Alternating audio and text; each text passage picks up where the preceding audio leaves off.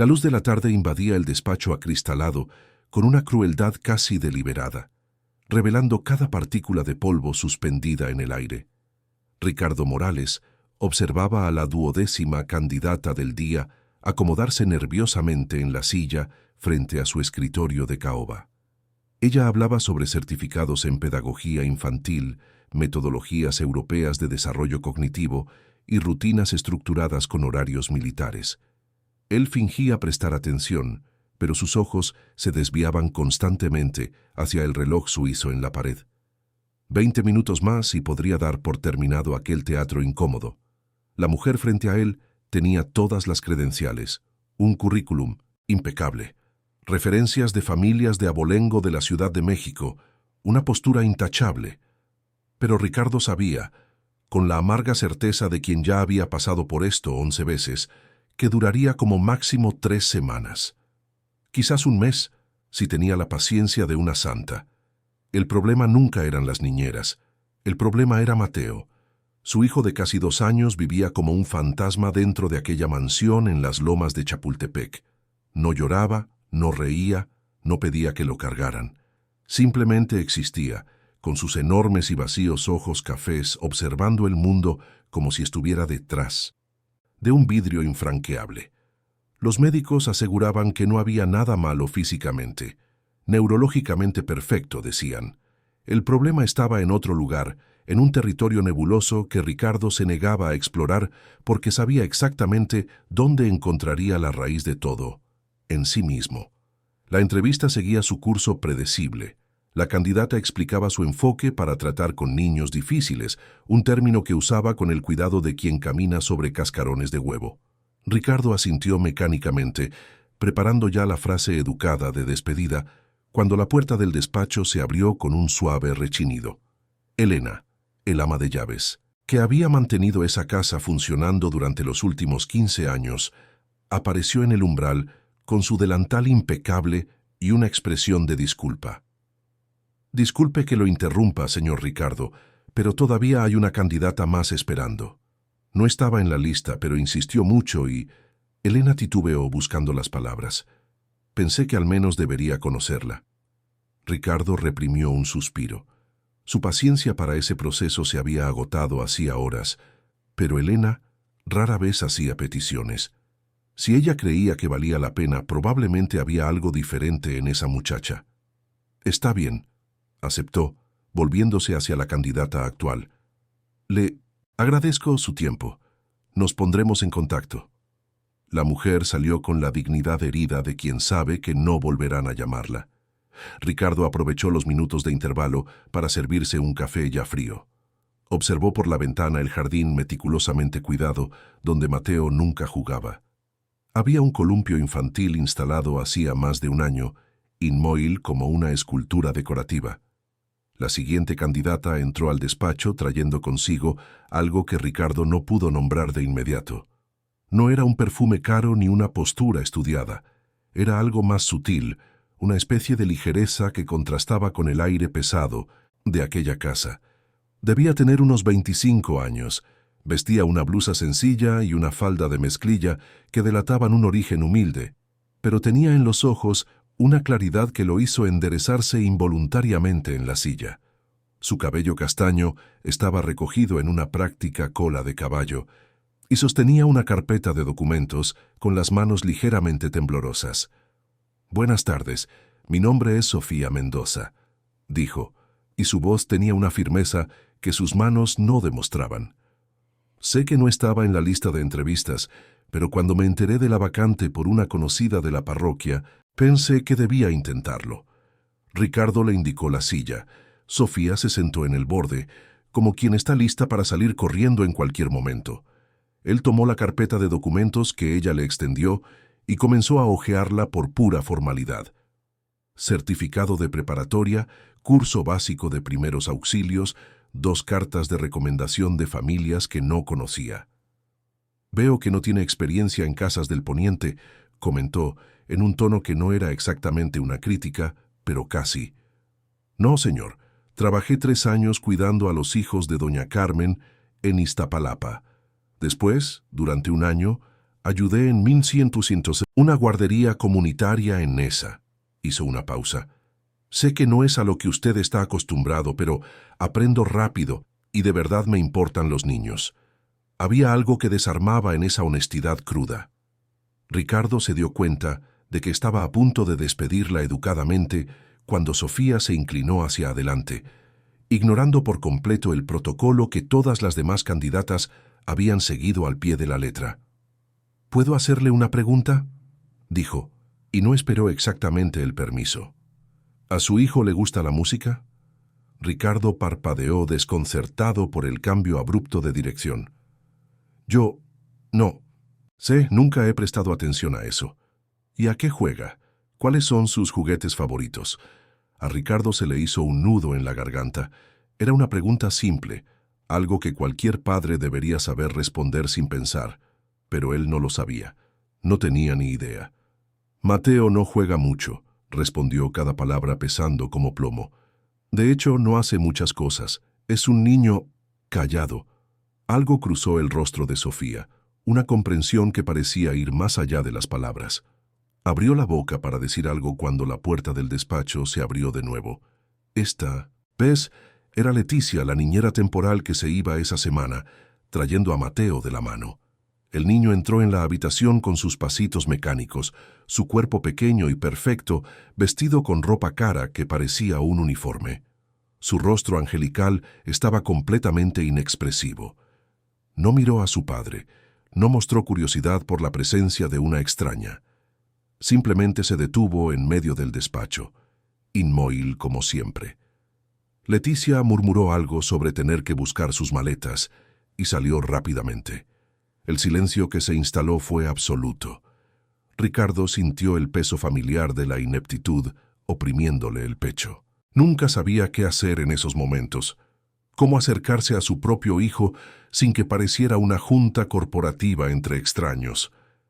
Fue entonces cuando sucedió algo que Ricardo guardaría para siempre en su memoria, como el instante en que todo cambió. Sofía se levantó lentamente de la silla, agachándose hasta quedar a la altura de los ojos de Mateo. No hizo ningún movimiento brusco, no intentó tocarlo ni forzar ninguna interacción. Solo se quedó allí, en su misma línea de visión, esperando. Mateo giró la cabecita en dirección a ella. Sus ojos, esos ojos cafés que Ricardo había aprendido a temer por su absoluta falta de vida, se posaron en el rostro de Sofía. Y algo sucedió. Algo imposible e inexplicable. El labio inferior del niño comenzó a temblar. Sus cejas se fruncieron en una expresión que Ricardo nunca había visto antes. Mateo dio un paso en dirección a Sofía, luego otro, y de repente estaba corriendo con sus piernitas cortas, tropezando con su propia prisa. Sofía lo recibió con naturalidad, rodeándolo con sus brazos cuando él se arrojó contra su pecho, y entonces Mateo comenzó a llorar. No era un llanto histérico o asustado. Era un llanto profundo, visceral, como si algo que había estado reprimido durante toda su corta vida finalmente encontrara una grieta para escapar.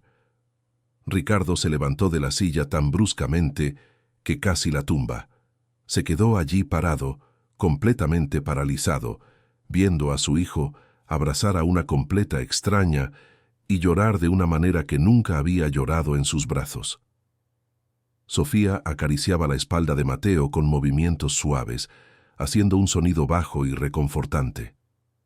El niño se aferraba a ella con una fuerza desproporcionada para su edad, su carita escondida en el hombro de ella. Y entonces, ahogado pero inconfundible, llegó un sonido que hizo que Ricardo sintiera como si le hubieran arrancado el suelo de debajo de los pies. «Ma. La primera palabra de Mateo no fue «papá». Fue un intento balbuceado, desesperado y completamente inadecuado de decir «mamá» a una mujer que acababa de conocer. Ricardo no se dio cuenta de que tenía los ojos llorosos hasta que una lágrima rodó por su mejilla. Sofía lo miró por encima de la cabecita de Mateo, y sus ojos también brillaban, pero había allí algo más que la emoción del momento. Había una pregunta silenciosa, una petición muda de permiso para seguir siendo lo que fuera que estaba siendo para ese niño. «Está contratada», dijo Ricardo con la voz ronca y quebrada. «¿Cuándo puede empezar?» Sofía sonrió a través de sus propias lágrimas, todavía sosteniendo a Mateo, que comenzaba a calmarse, pero se negaba a soltarla. «Puedo empezar ahora mismo si usted me lo permite». Y fue así, en una tarde cualquiera de jueves, que Sofía Mendoza cruzó la puerta de la mansión de los Morales, no solo como una empleada más, sino como la única persona en el mundo, capaz de llegar a un niño que todos habían renunciado a comprender.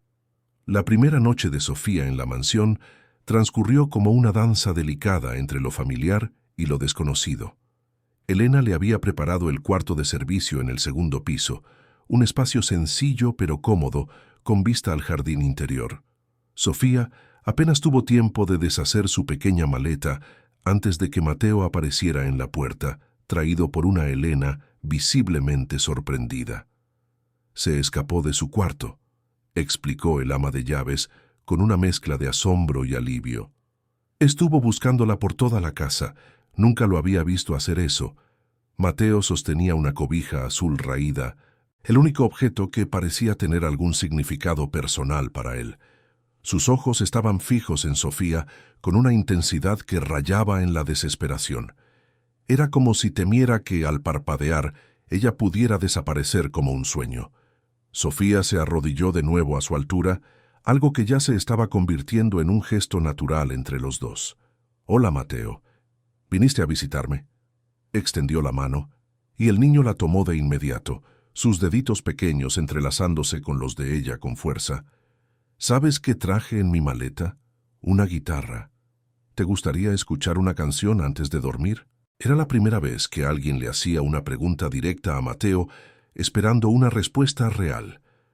El niño no habló, pero asintió con la cabeza de una forma tan leve que podría haber sido imaginación.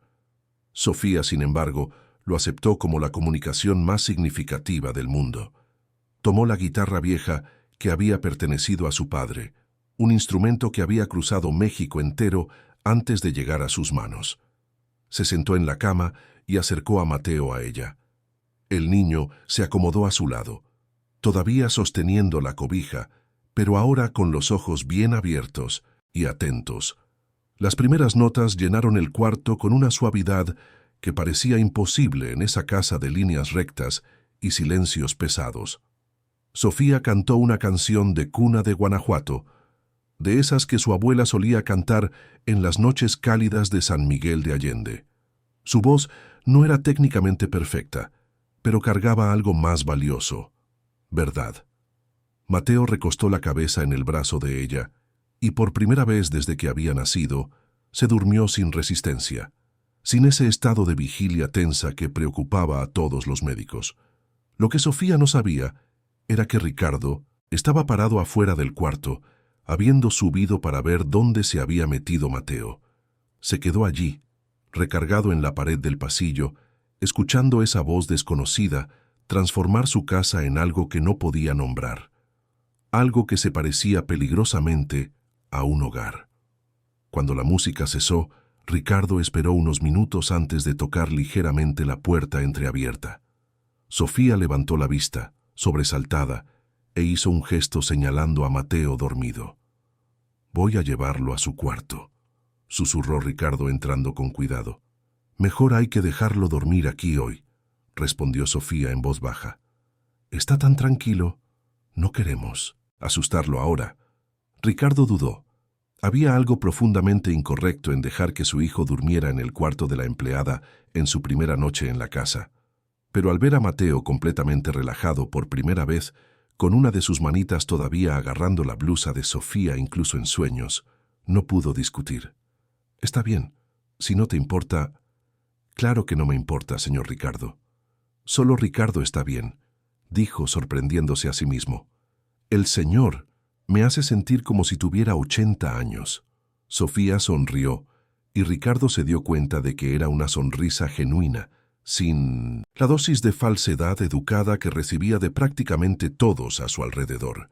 Salió del cuarto, pero no pudo ir al suyo. En lugar de eso, Fue al despacho y se sirvió un whisky que no llegó a beber. Se quedó allí, mirando la ciudad iluminada a través de la ventana, pensando en cómo una casa podía estar tan llena y tan vacía al mismo tiempo. Los días siguientes trajeron cambios que comenzaron sutiles, pero que pronto se volvieron imposibles de ignorar. Sofía estableció una rutina que no tenía nada que ver con los cronogramas rígidos de las niñeras anteriores. Se despertaba con Mateo al amanecer y, en lugar de forzarlo a un desayuno solitario en la cocina, lo llevaba al jardín todavía húmedo por el rocío. Ricardo, que solía salir de casa antes de las 7 sin ver a su hijo, comenzó a retrasar deliberadamente su partida. Desde la ventana de su cuarto, observaba a Sofía y a Mateo sentados en el césped, ella señalando los pájaros, él finalmente mostrando curiosidad por el mundo a su alrededor. Una mañana, Ricardo bajó más temprano de lo normal y los encontró en la terraza.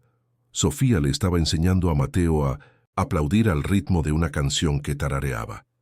El niño todavía no lo lograba, sus manitas se encontraban de forma descoordinada, pero lo intentaba. Estaba intentando, y eso era más de lo que Ricardo había conseguido de él en casi 2 años.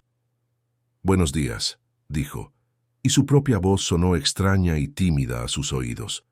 Mateo lo miró, y por primera vez no desvió la mirada de inmediato. El niño lo estudió por un largo momento, como si estuviera tratando de decidir algo importante. «Dile buenos días a tu papá», lo animó Sofía suavemente, sin forzar. Mateo no dijo nada, pero asintió con la cabeza en dirección a Ricardo antes de volver su atención a su intento de aplaudir. Era poco, pero era infinitamente más que el vacío anterior. Ricardo sintió un nudo en la garganta.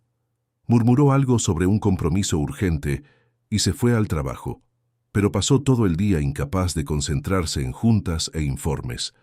Su mente volvía continuamente a esa escena en la terraza, a la paciencia infinita de Sofía, al hecho de que su hijo estaba aprendiendo a existir en el mundo. Por la noche, por primera vez en meses, Ricardo regresó a casa antes de las 8. La mansión estaba diferente. Había música sonando suavemente en la sala, algo instrumental y tranquilo. Voces venían de la cocina, y Ricardo se encontró caminando en esa dirección como si lo jalara un hilo invisible. Sofía estaba preparando la cena de Mateo, conversando con él sobre cada ingrediente como si el niño fuera capaz de responder. Y quizás lo era, a su manera, porque observaba todo con una atención que nunca antes había mostrado. «Esto es zanahoria, Mateo, mira qué color tan bonito. Naranja como el atardecer que vimos hoy, ¿te acuerdas?»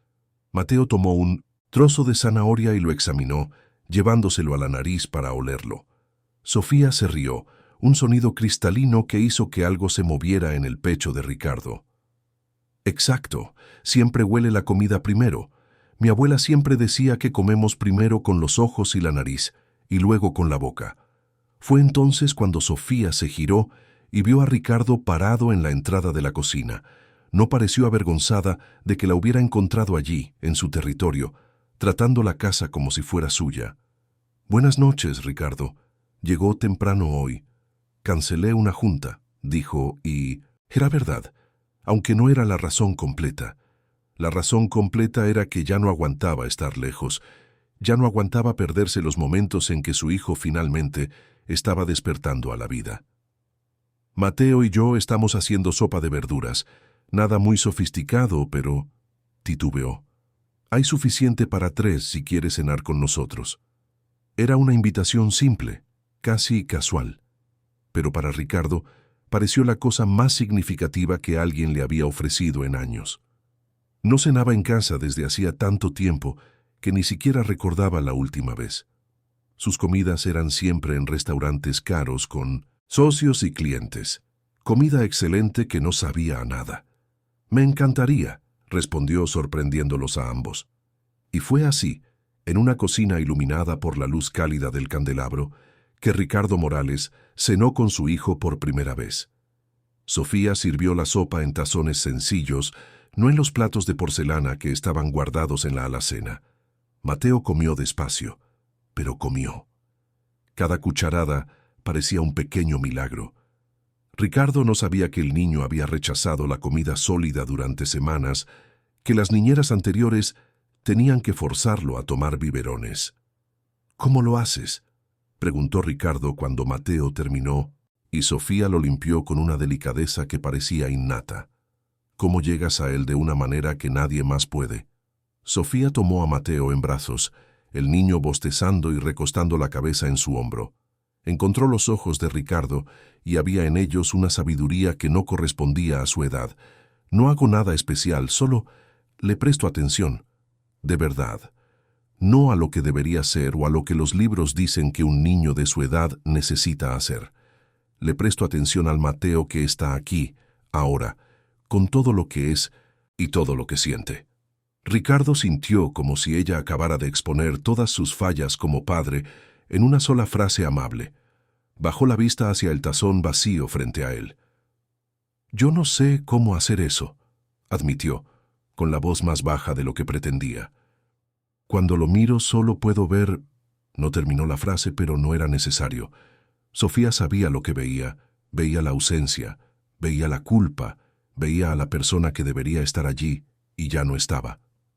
«Entonces quizás es hora de aprender a ver diferente», dijo ella sin juicio en 1990 su voz. «Mateo no necesita que seas perfecto, Ricardo. Solo necesita que estés aquí».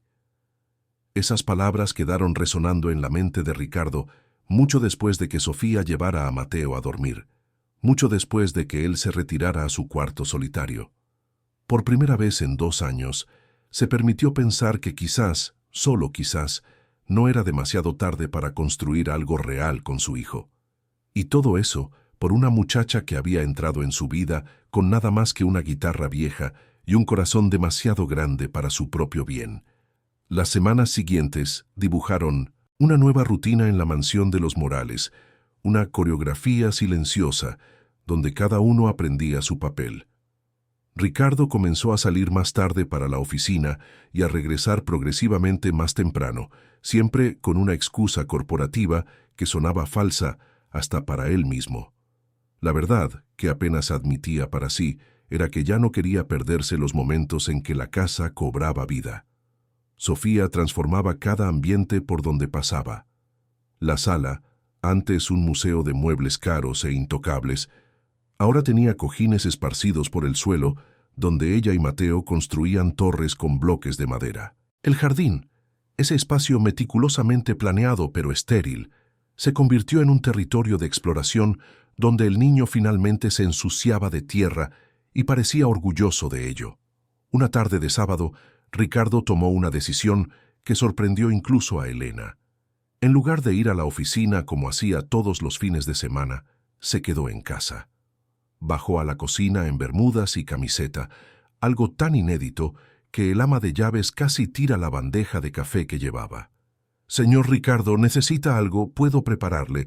Está todo bien, Elena, solo vine por un café». Dudó, escuchando. Risas que venían del jardín. «¿Dónde están ellos?». La señorita Sofía llevó al pequeño Mateo a jugar con la manguera. Pidió permiso primero, claro. Dijo que el calor estaba insoportable. Ricardo tomó su taza de café y caminó hacia la puerta de cristal que daba al jardín. La escena que encontró lo hizo detenerse en seco, incapaz de moverse. Sofía había conectado la manguera del jardín y creado una especie de regadera improvisada. Estaba completamente empapada, el vestido ligero pegado al cuerpo, el cabello goteando, riendo de una forma tan libre que parecía imposible que ese sonido viniera de alguien que trabajaba para vivir. Y Mateo, su Mateo, corría bajo el agua con una carcajada cristalina, tropezando con sus propias piernas, levantándose y corriendo de nuevo. Ricardo sintió que algo se rompía dentro de él. Era alegría y dolor al mismo tiempo, gratitud mezclada con una envidia tan intensa que llegaba a doler físicamente. Esa debería ser su esposa allí, jugando con su hijo. Esa debería ser la familia que había soñado construir, pero no lo era. Y por más que doliera admitirlo, Sofía estaba haciendo por Mateo algo que él jamás había logrado hacer. Le estaba enseñando que el mundo podía ser un lugar de alegría. Mateo vio a su padre en la puerta y dejó de correr. Por un instante, Ricardo temió que su presencia lo arruinara todo, que el niño volviera a ese caparazón vacío de antes. Pero entonces Sofía se giró, siguiendo la mirada de Mateo, y sonrió. «Ricardo, ven a jugar con nosotros». Era una invitación simple, casi infantil, pero algo en la forma en que lo dijo, sin jerarquía, sin el peso formal del señor Ricardo, hizo que se viera a sí mismo caminando hacia el jardín antes incluso de procesar la decisión. «No, tengo ropa para mojarme», empezó a decir, pero Sofía ya estaba apuntando la manguera en su dirección. «Ahora sí». El chorro de agua lo golpeó de lleno, empapando su camiseta cara y haciéndolo ahogarse de la sorpresa. Por un segundo, Ricardo se quedó allí parado, goteando, completamente en shock. Nadie se había atrevido a hacerle algo así en... ¿cuánto tiempo? Ni siquiera lo recordaba.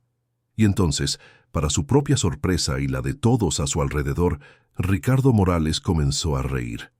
No una risa educada de reunión social, sino una carcajada real que venía de algún lugar profundo que había olvidado que existía. Mateo miró a su padre reír y algo sucedió en el rostro del niño. Fue como ver salir el sol, un cambio gradual pero innegable. Corrió en dirección a Ricardo, no con miedo o vacilación, sino con los brazos abiertos. Ricardo lo atrapó en el aire, girando con él. Ambos riendo, ambos empapados.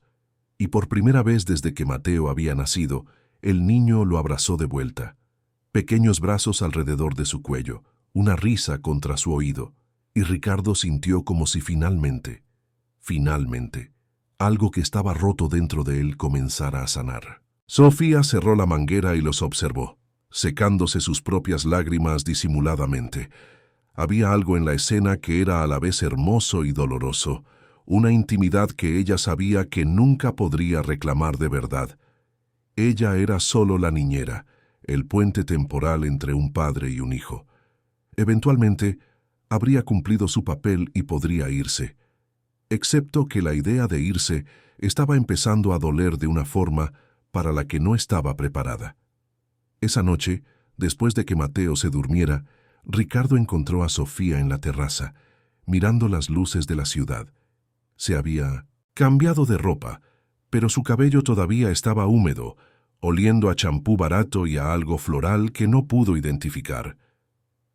«Gracias», dijo, sentándose a su lado en los escalones de la terraza, «por lo que hiciste hoy, por todo lo que has hecho». Sofía se encogió de hombros, pero había una sonrisa triste en su rostro. «Es mi trabajo cuidarlo». «No es solo eso, y lo sabes». Ricardo se giró para mirarla directamente. «Estás cambiando su vida. Estás cambiando mi vida. Esto va mucho más allá de cualquier trabajo». Hubo un largo silencio. Sofía abrazó sus propias rodillas, pareciendo de repente muy joven y muy vulnerable. «¿Puedo contarte algo?», dijo finalmente. «Mateo me recuerda a mi hermanito, Benito. Él era así cuando era pequeño, lleno de vida, siempre riendo. Yo lo cuidaba mientras mi mamá trabajaba». Hizo una pausa, y Ricardo se dio cuenta de que había dolor en ese recuerdo. «¿Cuidabas?». «Ahora vive con mi tía, en el pueblo. Cuando mi mamá se enfermó, no pude cuidar de los dos sola. Él todavía era muy pequeño, necesitaba una atención que yo no podía darle mientras trabajaba. Fue lo más difícil que he hecho, dejarlo ir». Ricardo sintió que se le oprimía el pecho. De repente, muchas cosas sobre Sofía cobraban sentido. La forma en que se dedicaba por completo a Mateo, como si cada momento importara. La tristeza que a veces cruzaba por sus ojos cuando creía que nadie la estaba viendo. «Lo siento mucho», dijo, y eran 2 palabras insuficientes para el dolor que veía en ella. «Así es la vida, ¿no? Hacemos lo que podemos con lo que tenemos». Sofía se secó los ojos rápidamente. «Pero cuidar a Mateo me hace sentir que todavía puedo hacer una diferencia, que todavía puedo ser esa persona que cuida, que protege, hace que mi corazón duela menos». Ricardo no pensó en lo que hizo a continuación.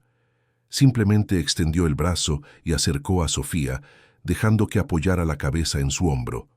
Era inapropiado, Probablemente cruzaba alguna línea invisible entre empleador y empleada. Pero en ese momento no le importaban las líneas ni los protocolos.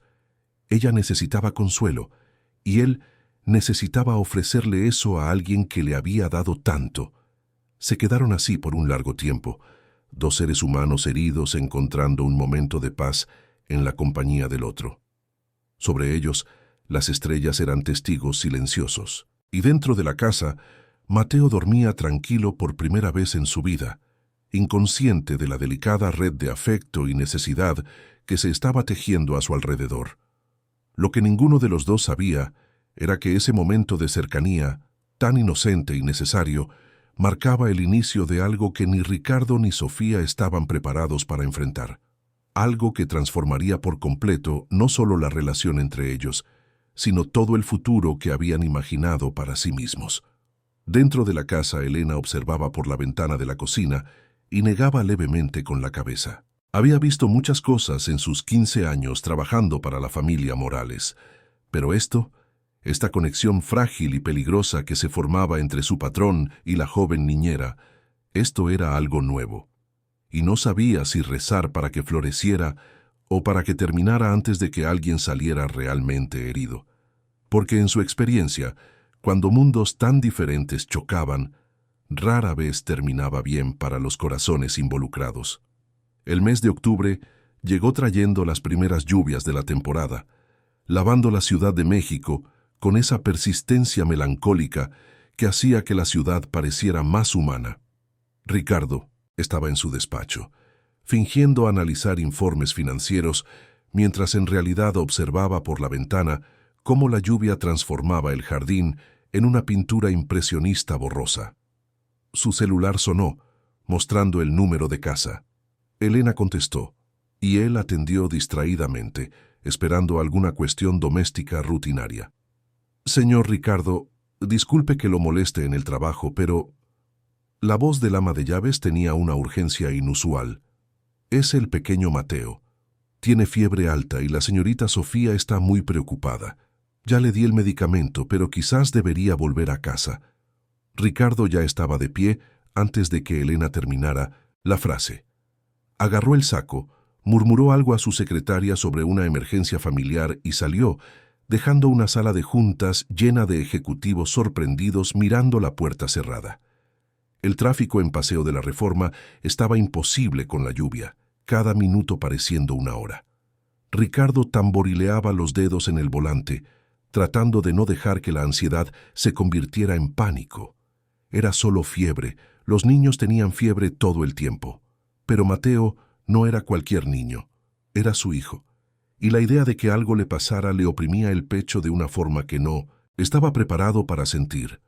Cuando finalmente llegó a casa, encontró a Sofía en la sala con Mateo en brazos, meciéndolo suavemente mientras tarareaba en voz baja. El niño estaba visiblemente decaído, con las mejillas sonrojadas y los ojos brillantes por la fiebre. «¿Cómo está?», preguntó Ricardo, dejando caer su portafolio mojado en el suelo y arrodillándose a su lado. «La fiebre bajó un poco después del medicamento, pero no quiere soltarme». Sofía acarició el cabello sudoroso de Mateo.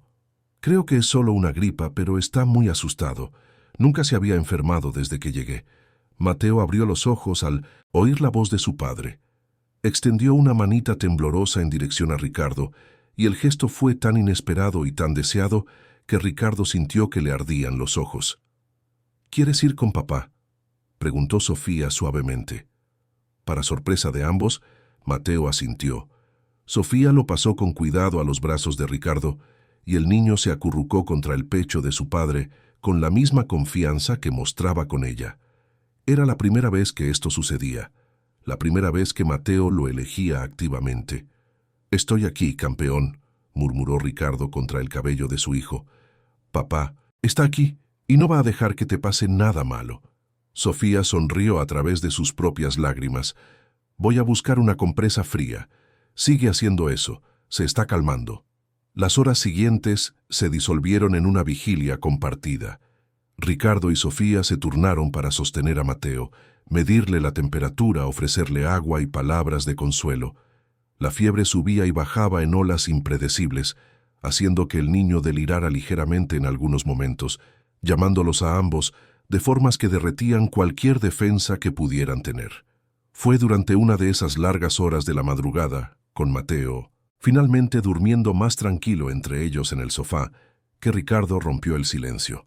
Cuando nació, comenzó con la voz baja y cargada, la enfermera lo puso en mis brazos y lo único que pude pensar fue que estaba manchado con la sangre de mi esposa. Sé que suena terrible decir esto, pero era todo lo que podía ver. No podía mirar a mi hijo sin ver lo que me habían quitado. Sofía no dijo nada, solo puso su mano sobre la de él en una silenciosa oferta de apoyo. Isabel y yo no tuvimos un matrimonio perfecto, continuó Ricardo, las palabras saliendo como si hubieran estado atrapadas durante mucho tiempo. De hecho, estaba lejos de ser perfecto, pero había amor, o al menos había respeto mutuo y compañerismo. Cuando se embarazó, pensé que eso podría arreglar las cosas que estaban rotas entre nosotros. En lugar de eso, no necesitó terminar. Sofía conocía el final de esa historia. Mateo no tiene la culpa, dijo ella amablemente. Y en el fondo, siempre lo supiste. Por eso nunca lo maltrataste ni lo descuidaste. Siempre te aseguraste de que tuviera todo lo que necesitaba materialmente. Menos lo único que realmente importa, respondió Ricardo, apretando la mano de ella. Menos mi amor, menos mi presencia real. Hasta que llegaste tú y me mostraste lo que me estaba perdiendo, el hijo increíble que estaba creciendo frente a mí, mientras yo insistía en no ver. Lo estás viendo ahora, dijo Sofía. Eso es lo que importa. Mateo todavía es muy pequeño. Tienen toda una vida por delante para construir esa conexión. Ricardo la miró en la penumbra de la sala, iluminada solo por la suave luz de una lámpara. Había algo en la forma en que Sofía sostenía su mano, en la intimidad forzada de ese momento de vulnerabilidad compartida, que hacía que su corazón se acelerara de una manera que no tenía nada que ver con la preocupación paternal. «¿Cómo eres tan sabia para ser tan joven?», preguntó, y su voz salió más baja, más íntima de lo que pretendía. Sofía esbozó una sonrisa triste. El dolor enseña rápido. Cuando tienes que crecer deprisa para cuidar a quienes amas, no tienes mucho tiempo para ser joven y tonta.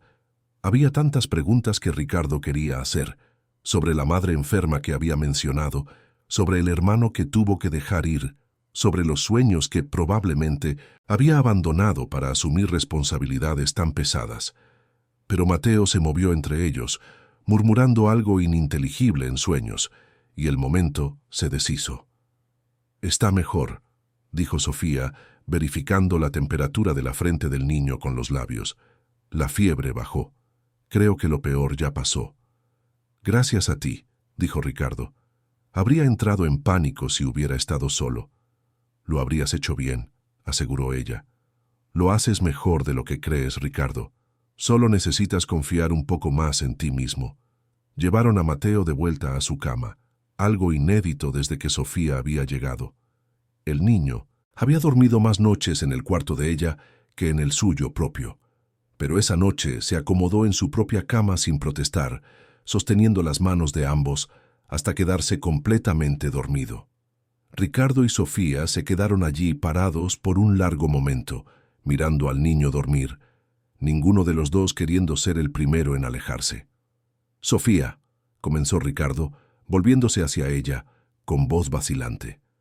«Necesito decirte algo que...» Su celular sonó, demasiado fuerte en el silencio del cuarto. Mateo se revolvió, pero no se despertó. Ricardo maldijo en voz baja, tomando el aparato. Era su socio, llamando por una crisis con un cliente importante. «Tengo que contestar», dijo a regañadientes, «pero después tenemos que hablar». Sofía asintió, pero había algo en su rostro que no estaba allí antes. Una cautela, quizás un presentimiento de lo que él estaba a punto de decir y de todas las complicaciones que vendrían con ello. Ricardo salió del cuarto contestando la llamada, dejando a Sofía sola con sus pensamientos. Ella se sentó en la silla junto a la cama de Mateo, observando el pecho del niño subir y bajar regularmente. Sabía lo que estaba pasando. No era tonta ni ingenua. Había notado los cambios sutiles en la forma en que Ricardo la miraba, la forma en que buscaba razones para estar cerca, cómo sus conversaciones habían evolucionado de intercambios educados a algo mucho más profundo y personal. Y la terrible verdad que estaba tratando desesperadamente de negar era que ella sentía lo mismo. En algún momento, entre enseñarle a Mateo a reír y observar a Ricardo aprender a ser padre, había cruzado una línea invisible. Había dejado de ver a un patrón rico y distante y había comenzado a ver solo a Ricardo, un hombre herido tratando de arreglar los pedazos de su vida, un padre aprendiendo a amar, un alma solitaria buscando conexión en un mundo que le había quitado tanto. Pero eso no cambiaba los hechos. Ella era la niñera, él era el millonario. Ella venía de San Miguel de Allende, de una casa humilde donde a veces faltaba comida a fin de mes. Él venía de un linaje de empresarios de la capital, de un mundo donde la gente tenía apellidos que abrían puertas e historias publicadas en columnas sociales. Y lo más importante, ella estaba allí para ayudar a Mateo, no para complicar aún más la vida de esa familia ya tan herida. Sofía se levantó, le dio un último beso en la frente a Mateo y salió del cuarto en silencio. Necesitaba crear distancia, necesitaba recordar su lugar antes de hacer algo estúpido como creer que historias como la suya terminaban bien. Pero al pasar por el pasillo, no pudo evitar oír la voz de Ricardo al teléfono, tensa y frustrada lidiando con problemas corporativos que parecían tan vacíos en comparación con lo que habían compartido esa noche. Y una parte traicionera de su corazón susurró que quizás, solo quizás, algunas líneas estaban hechas para ser cruzadas. Noviembre llegó trayendo el calor característico que transformaba la CDMX en un invernadero urbano. La mansión de los Morales, con su potente aire acondicionado, permanecía como un oasis de temperatura controlada, pero había otro tipo de calor creciendo allí dentro, uno que ningún sistema de refrigeración podía disipar. Ricardo estaba en el despacho, tratando de concentrarse en una propuesta de fusión, cuando escuchó sonar el teléfono de casa. Elena contestó, y aún a través de las paredes pudo oír el tono de preocupación en su voz. Momentos después tocó a su puerta. «Señor Ricardo, disculpe que lo interrumpa, pero es urgente». La señorita Sofía recibió una llamada de San Miguel de Allende sobre su mamá. Ricardo sintió que se le revolvía el estómago. Dejó caer la pluma y prácticamente corrió a la sala, donde encontró a Sofía sentada en el sofá, el teléfono todavía en su mano temblorosa, el rostro completamente pálido. «Sofía, ¿qué pasó?» Ella lo miró, pero parecía estar viendo a través de él, en estado de shock. «Es mi mamá. El tumor regresó. Dicen que necesita una cirugía de inmediato, pero es compleja, cara. Sin ella...» Su voz se quebró. «Sin ella voy a perder a mi mamá, Ricardo». Él se sentó a su lado, tomando sus manos frías entre las suyas. «¿Cuánto? ¿Cuánto cuesta la cirugía?» Sofía mencionó una cantidad que para Ricardo era insignificante, el equivalente a una cena corporativa para 10 personas. Pero vio en su rostro que ese número representaba algo imposible, una montaña infranqueable entre su madre y la vida. «Yo la voy a pagar», dijo de inmediato. «No discutas conmigo sobre esto. Voy a transferir el dinero ahora mismo». «¿Qué hospital?» Pero Sofía ya estaba negando con la cabeza, apartando sus manos de las de él. «No, no puedo aceptar eso. Sofía, sé razonable. Tu mamá necesita... Yo sé lo que mi mamá necesita». Su voz salió más alta de lo que pretendía y se levantó abruptamente, caminando hacia la ventana. «Pero no puedo aceptar tu dinero así. ¿No entiendes? La gente va a pensar, van a decir que me aproveché de ti, que planeé todo esto, que... ¿A quién le importa lo que diga la gente?» Ricardo se levantó también, siguiéndola. «Estamos hablando de la vida de tu madre». «¿Y de mi dignidad?» Sofía se giró hacia él con lágrimas corriendo libremente ahora. «Tú no entiendes, porque nunca has tenido que elegir entre aceptar caridad y mantener tu honor. Nunca has tenido que vivir sabiendo que la gente te mira y solo ve a alguien de segunda clase, alguien que necesita favores para sobrevivir». Ricardo se quedó en silencio, porque ella tenía razón. Él no entendía, no realmente, pero veía su dolor, veía el orgullo herido luchando contra la desesperación, y su corazón se partía. «Entonces dime qué hacer», dijo amablemente. «Dime cómo puedo ayudar de una forma que aceptes». Sofía se secó las lágrimas con rabia, como si estuviera enojada consigo misma por mostrar debilidad. «No hay forma, voy a tener que volver a casa. Voy a cuidarla en los días que le queden, al menos podré darle eso. ¿Vas a renunciar?» No era una pregunta. «No tengo opción, Ricardo». «¿Y Mateo?» La pregunta salió más dura de lo que pretendía. «¿Simplemente lo vas a abandonar?» Sofía se tambaleó como si la hubieran golpeado. «Eso no es justo. Sabes que amo a ese niño como si fuera mío. Entonces quédate. Déjame ayudar a tu madre. Déjame hacer una diferencia en la vida de alguien que significa tanto para ti. Y después, te quedo debiendo para siempre. ¿Me quedo atrapada aquí no por elección sino por obligación?» Sofía negó con la cabeza. «No es así como quiero vivir mi vida». Fue en ese momento que Ricardo finalmente entendió. No era solo sobre dinero u orgullo. Era sobre todo lo que había crecido entre ellos en las últimas semanas, toda la tensión no dicha, todas las miradas que duraban un segundo de más, todas las veces que sus manos se tocaban y ninguno de los dos se apartaba de inmediato. Sofía tenía miedo de quedarse atrapada no solo por gratitud financiera, sino por algo mucho más peligroso y confuso que ninguno de los dos estaba listo para nombrar. «Sofía», dijo en voz baja, dando un paso hacia ella. «Esto no tiene nada que ver con que me debas algo». «¿No?» Ella rió sin humor. «Entonces, ¿por qué quieres ayudarme tanto, Ricardo? ¿Por qué te importa tanto?» Era la pregunta que él había estado evitando hacerse a sí mismo durante semanas. Y de repente, allí parado frente a ella, viendo las lágrimas en su rostro y el miedo en sus ojos, ya no podía huir de la respuesta. «Porque me enamoré de ti», dijo, y las palabras salieron más fáciles de lo que imaginaba. «No sé cuándo pasó exactamente. Quizás ese primer día cuando tomaste a Mateo en tus brazos y lloró por primera vez. Quizás esa noche cuando cocinamos juntos y me hiciste reír por primera vez en años. O quizás fue gradual, un momento tras otro, hasta que un día desperté y me di cuenta de que ya no quiero vivir en un mundo donde tú no estés». Sofía se quedó congelada, procesando sus palabras. Cuando finalmente habló, su voz era un susurro quebrado. «No puedes decir esas cosas». «¿Por qué no? Son verdad. Porque eres mi patrón, Ricardo. Porque soy la niñera de tu hijo. Porque vivimos en mundos completamente diferentes y esto nunca va a funcionar». «¿Sientes lo mismo?», dijo, y no era una pregunta. «Lo veo en tus ojos, Sofía. En la forma en que me miras cuando crees que no estoy viendo. En la forma en que tu respiración cambia cuando estoy cerca. No importa lo que yo sienta». Desvió la mirada, incapaz de sostenerla de él. «Incluso si sintiera algo, y no estoy diciendo que lo sienta, eso solo haría todo más complicado. No puedo aceptar tu dinero ahora, Ricardo. La gente va a pensar que te seduje por interés, que planeé todo desde el principio. Al diablo con la gente». Fácil decirlo cuando eres quien eres, difícil vivirlo cuando eres quien soy yo.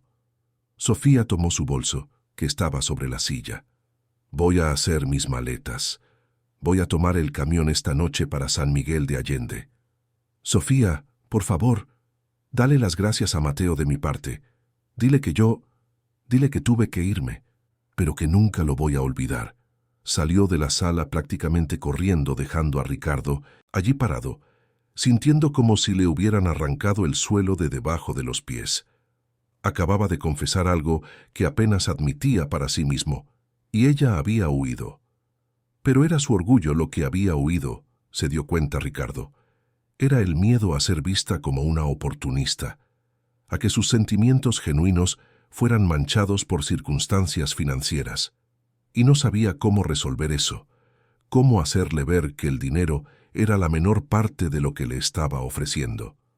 Esa noche, cuando Mateo se despertó y buscó a Sofía, Ricardo tuvo que sentarse con su hijo y explicarle que ella había tenido que irse para cuidar a su familia. El niño no lloró de inmediato, solo miró a su padre con esos ojos enormes y dijo la palabra que partió el corazón de Ricardo en 1000 pedazos. ¿Mamá? Ella no es tu mamá, campeón, explicó Ricardo amablemente tomando a Mateo en brazos. Pero te quiere mucho, y va a volver. Te prometo que va a volver. Era una promesa que no sabía si podría cumplir, pero mirando al hijo que Sofía había ayudado a salvar, Ricardo supo que haría cualquier cosa, absolutamente cualquier cosa, para traer de vuelta a la mujer que había transformado esa casa fría en un hogar. Incluso si eso significaba ir hasta San Miguel de Allende y rogarle de rodillas, si era necesario. Porque algunas personas valen cualquier sacrificio de orgullo, y Sofía Mendoza era definitivamente una de ellas. Los 3 días siguientes fueron los más largos de la vida de Ricardo Morales. Mateo retrocedió drásticamente sin la presencia de Sofía, volviendo a ese estado de apatía que había aterrorizado a Ricardo en los primeros meses de vida del niño. No comía bien, no jugaba, solo se quedaba sentado en el cuarto de ella sosteniendo la guitarra que había dejado atrás. Ricardo lo intentó todo. Contrató a una niñera temporal que Mateo ignoró por completo. Intentó él mismo jugar, cantar, hacer todo lo que había visto hacer a Sofía, pero era como intentar reproducir magia sin entender el truco. No funcionaba cuando era él, porque no se trataba de las acciones en sí, sino de la persona que las hacía. Se trataba de Sofía. En la tercera noche, cuando Mateo finalmente se durmió después de horas de un llanto silencioso y devastador, Ricardo tomó una decisión. Entró en su despacho, tomó el teléfono y llamó a su socio. «Marcos, voy a necesitar que te hagas cargo de mis compromisos los próximos días, quizás una semana. Ricardo, estamos en medio de una fusión importante. No puedes simplemente...» «Puedo, y lo haré», interrumpió Ricardo, sorprendido de su propia firmeza. «Hay cosas más importantes que los negocios, Marcos». Tardé demasiado en entenderlo, pero finalmente lo entendí. Colgó antes de que el socio pudiera discutir. Fue al cuarto de Mateo y tomó al niño aún dormido envolviéndolo en cobijas. Elena apareció en la puerta asustada. «Señor Ricardo, ¿qué está haciendo?» «Voy a buscar a quien debería estar. Aquí», respondió simplemente. «¿Puedes cuidar la casa mientras no estoy?» Elena sonrió, y había lágrimas en sus ojos. «Vaya a buscar a nuestra niña, señor Ricardo, y esta vez no deje que el orgullo de ustedes dos se interponga». El viaje a San Miguel de Allende duró 8 horas.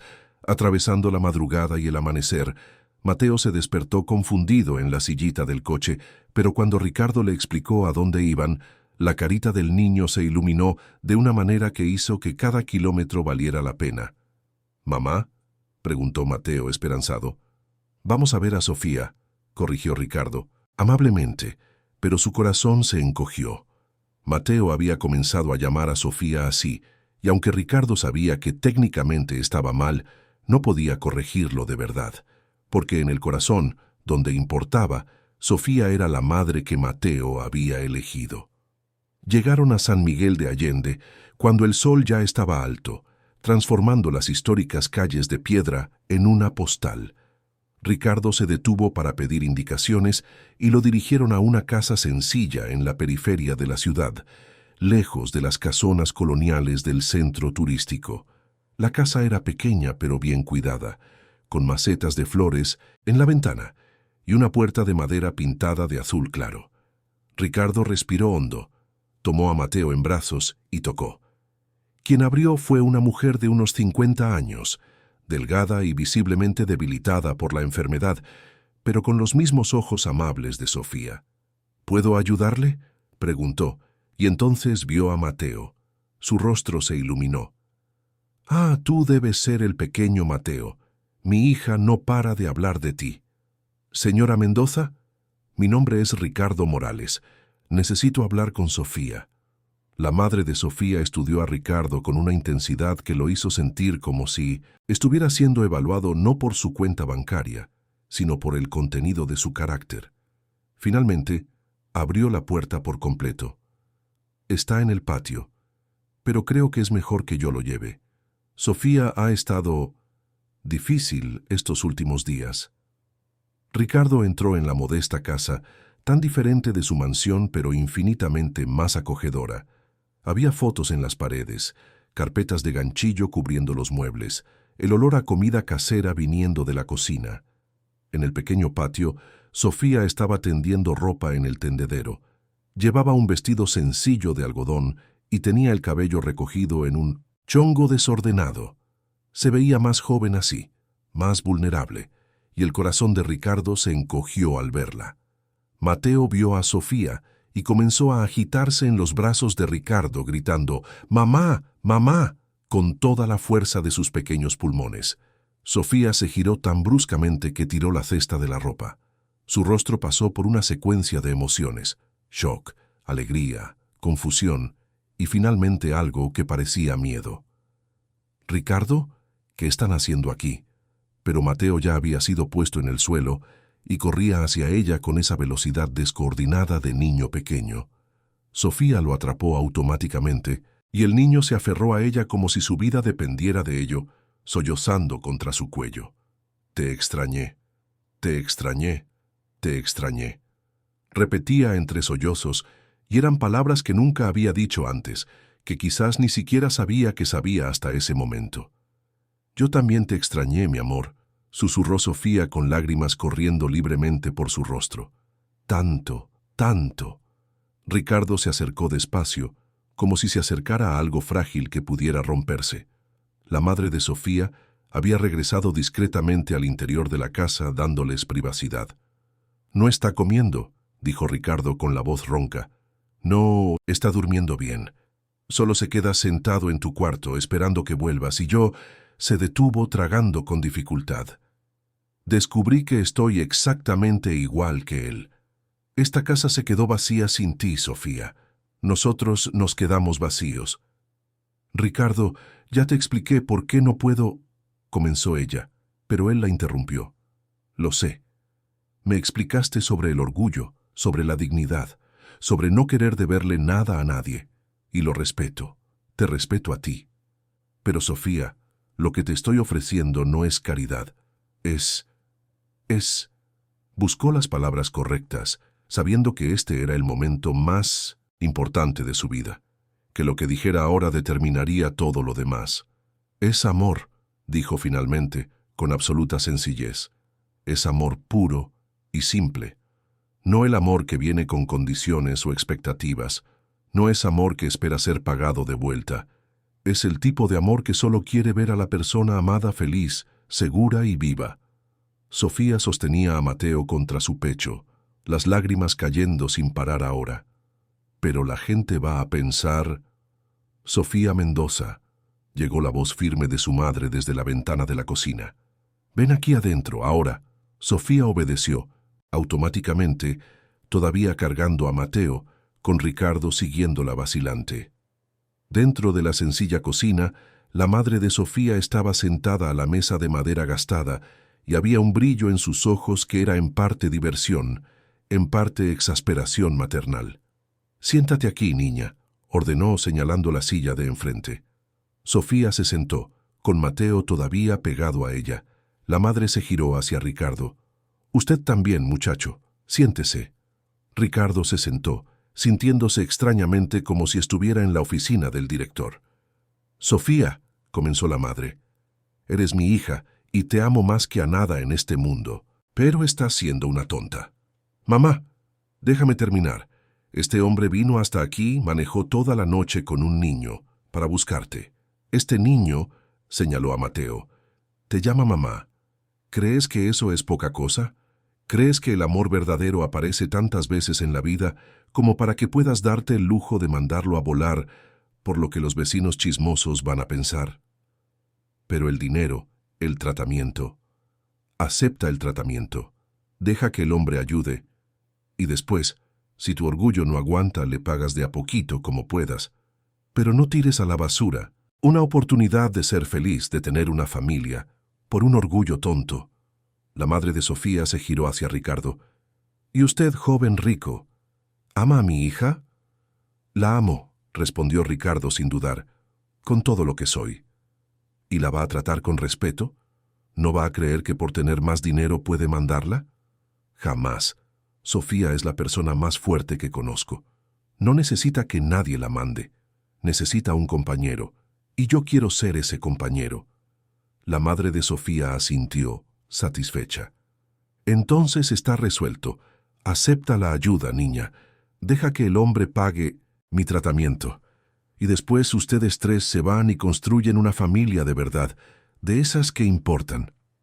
Sofía miró a su madre, luego a Ricardo, luego a Mateo acurrucado en sus brazos, y finalmente, las barreras que había construido comenzaron a ceder. ¿Prometes que no es lástima?, le preguntó a Ricardo con voz pequeña. ¿Prometes que es real? Ricardo se levantó y se arrodilló junto a la silla de ella, tomando su mano libre, mientras la otra sostenía a Mateo. Sofía Mendoza, trajiste luz a mi vida cuando todo era oscuridad. Me enseñaste a ser padre. Me enseñaste a sentir de nuevo. Me enseñaste que vale la pena intentar incluso cuando todo parece demasiado roto para arreglarse. No te estoy ofreciendo dinero, Sofía. Te estoy ofreciendo mi corazón, mi vida. Un futuro donde construyamos algo hermoso juntos. Tú, yo y Mateo. Una familia de verdad. Sacó algo de su bolsillo, una pequeña caja de terciopelo que había comprado en el viaje. Dentro, un anillo sencillo de oro blanco con un diamante discreto. Cásate conmigo, no como mi empleada, no como la niñera de mi hijo. Cásate conmigo como mi compañera, mi igual, la mujer que amo y que quiero a mi lado para siempre. Sofía sollozó riendo y llorando al mismo tiempo. Esto es una locura. Nos conocemos hace menos de 3 meses. Y he vivido más en estos 3 meses que en los últimos 3 años, respondió Ricardo. Entonces, ¿vas a dejarme pasar el resto de mi vida demostrando que tomaste la decisión correcta? Sofía miró a Mateo, que había dejado de llorar, y ahora los observaba a los dos con esos ojos grandes e inteligentes. El niño tomó la mano libre de ella y la colocó sobre la mano de Ricardo que sostenía el anillo. «Mamá, papá», dijo claramente, juntando las manos de los dos. Fue ese gesto simple, esa comprensión infantil pero profunda de lo que debería ser, lo que rompió la última resistencia de Sofía. «Sí», susurró. «Sí, acepto». Ricardo le puso el anillo en el dedo, y luego la atrajo para un beso cuidadoso y reverente, sellando una promesa que iba mucho más allá de las palabras. Mateo, apretado entre los dos, soltó una risita cristalina que llenó toda la cocina. Cuando se separaron, ambos riendo a través de las lágrimas, Mateo tocó el rostro de Ricardo con una de sus pequeñas manos. «Papá», dijo con absoluta claridad, la primera vez que usaba esa palabra de verdad. Luego se giró hacia Sofía. «Mamá». Y en ese momento, en una humilde cocina en San Miguel de Allende, nació una nueva familia. No una familia perfecta, porque la perfección no existe, pero una familia real, construida sobre el amor elegido, sobre la sanación compartida, sobre el valor de creer que el futuro puede ser mejor que el pasado. Ricardo se encargó del tratamiento de la señora Mendoza de inmediato, y la cirugía fue un éxito absoluto. 3 meses después, en una ceremonia íntima en Minsotindo, la misma parroquia de San Miguel de Allende, donde Sofía había sido bautizada, Ricardo y Sofía se casaron.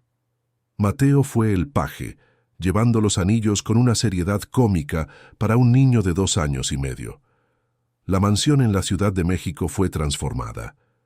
Sofía llenó los cuartos vacíos con vida, trajo a su hermano Benito de vuelta para vivir con ellos, instaló a su madre en un cómodo anexo en el jardín, llenó las paredes con fotos y los estantes con libros, sustituyó el silencio por música y risas, y Ricardo, el hombre que había aprendido que la riqueza sin amor era solo una prisión dorada, descubrió que lo mejor que su dinero podía comprar era la oportunidad de amar sin miedo.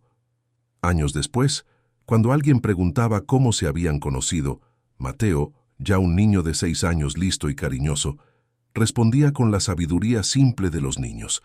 Papá estaba perdido y mamá lo encontró. Y luego me encontraron a mí. Y ahora ya nadie está perdido.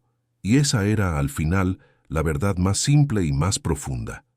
A veces, las personas correctas entran en nuestra vida exactamente cuando más las necesitamos.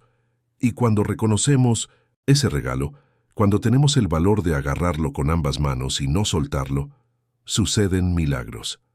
Milagros que se parecen mucho al amor, a la familia y a, finalmente, estar en casa. Fin de la historia. Si la jornada de Ricardo, Sofía y Mateo te llegó al corazón, que sepas que tenemos muchas otras historias emocionantes esperándote. Cada narrativa es creada con cariño para tocar tu alma y hacerte creer en el poder transformador del amor verdadero.